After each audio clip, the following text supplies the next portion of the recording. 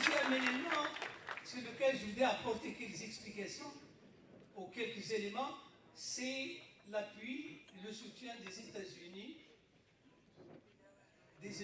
au Maroc, qui sont allés très loin en reconnaissant la souveraineté du Maroc et en considérant le plan d'autonomie comme la solution la plus réaliste.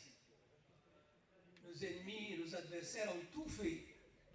Ils tablaient sur la nouvelle administration américaine de Biden pour qu'elle change d'avis.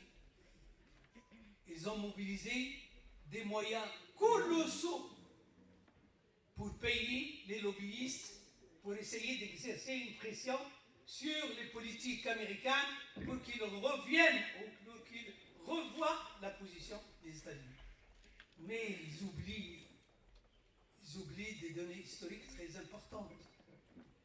Ils oublient des liens privilégiés entre le Maroc et les Américains. Ils oublient que le Maroc est le premier pays au monde qui a reconnu l'indépendance des États-Unis. Il y a une vidéo qui circule aujourd'hui du nouvel ambassadeur américain qui a prêté serment il y a 48 heures et qui va aller à Rabat.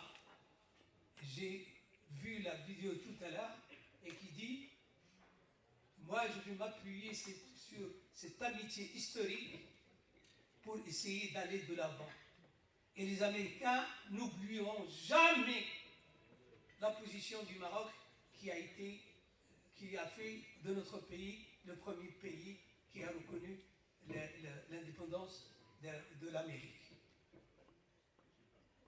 Et à l'occasion de cette prise de position, il y a eu la reprise des relations entre le Maroc et Israël.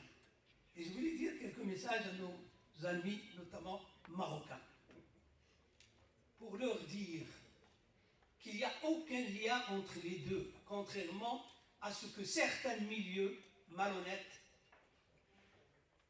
développent, en disant que le Maroc a marchandé la reconnaissance en moyennant la reprise des relations diplomatiques. Ils oublient aussi l'histoire.